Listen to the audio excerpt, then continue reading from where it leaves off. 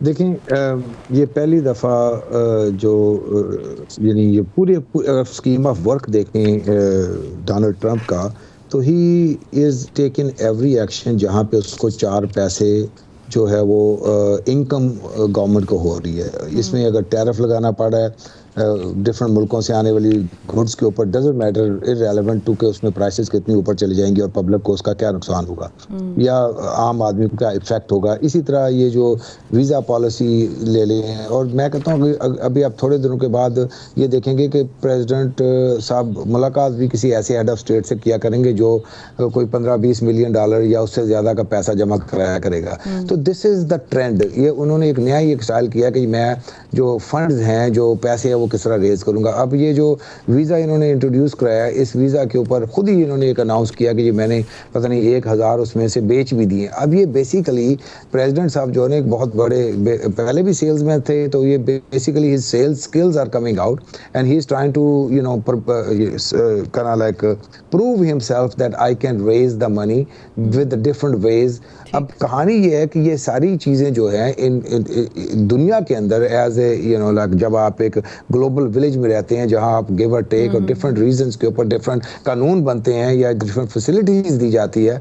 आप देखें ना, ये लोगों को यहाँ पे इस मुल्क के अंदर इमिग्रेंट्स जब आते थे और उनको साइलम मिलते थे, दूसरा थे, ये सारी चीज़ों को ख़त्म करके everything based on raising money. तो बेसिकली तो ये तजारत होगी ना, हर चीज़ के अंदर तजारत हो गई है। I don't think it will, और इसका रिएक्शन भी आना शुरू हो गया है। आपके सामने ही है जो कनाडा ने और मैक्सिको ने और सो मेनी अदर कंट्रीज ने उसके सामने रिएक्ट करना भी शुरू कर दिया। तो basically we are losing grounds जो हमारी मॉरल अथॉरिटी। लेकिन दैट्स नॉट द ओनली। तारजावेद साहब, आईटी सेक्टर की कहानी है कि America wanted to be the big boy in the world when it comes to IT sector, लेकिन हुआ ये कि चाइना ने बाजी ले ली। अब आर्टिफिशियल इंटेलिजेंस की बात उठा लें, चाइना बहुत आगे निकल चुका है। ऑन द अदर हैंड हमें लगता है कि ट्रम्प जो है वो he wants to be friends with Russia. Putin बड़े फेवरेट लगते हैं उनके, कभी लगता है कि वो चाइना के साथ बड़ी अच्छी दोस्ती करना चाहते हैं, लेकिन फिर वो टैरिफ वाला मामला ले आते हैं। अब ये जो ट्रम्प इंतजामिया आजकल कर रही है, वो हम मिसाल देते हैं कि अंधेरे में तीर चलाना, और सब जगह ही तीर चलाए जा रहे हैं। इससे आपको लगता है कि जो अमरीकी अवाम है उनके लिए कोई बेहतरी आई कि चले इंटरनेशनली जो उनका इमेज है वो तो है ही ना? अच्छा, आपको ये जो आपने अंधेरे में तीर वाली बात की है ना, बिल्कुल इसी मैं समझता हूँ कि you are not too far from the strategy. ये मैं आपको रेलेवेंटली एक चीज़ बताता हूँ कि जुल्फ़िकार अली भुट्टो साहब आए थे तो उन्होंने भी आते ही इसी तरह के मामलात किए थे, जो यानी out of the box solution, पूरे नेशनलाइज करना। दूसरा थी उस ज़माने के अंदर वो जो चीज़ें कर सकते थे उन्होंने सारी की। अब उसके रिजल्ट सबके सामने हैं कि आया पाकिस्तान आगे गया था या पीछे गया था। ये इसी तरह का जो एक ऊपर नीचे चीज़ों को करने की कोशिश यहाँ की जा रही है, वो उसके अंदर कंपनी जो यानी जो लोग यहाँ पे इम्पोर्टर्स हैं उनको डिस्करेज, फिर इसी तरह जो एक्सपोर्टर्स हैं आउटसाइड उनको डिस्करेज किया जा रहा है, फिर टैरिफ को बढ़ाया जा रहा है। ये सारी चीज़ें वो एक्सपेरिमेंट करने के लिए जा रहे हैं जिसके अंदर यानी कहानी किसी भी तरफ जा सकती है, जिसमें ज़्यादातर चांसेस यही हैं कि अगर स्ट्रेटेजिकली आहिस्ता आहिस्ता करके या टेस्ट मार्केट करके देख लिया जाता तो शायद बेहतर होता। अब इन्होंने एक ही दफ़ा तो तमाम तरफ अपना महाज जब खोला है तो आई डोंट सी कि भी इसमें कोई अच्छा रिजल्ट आएगा।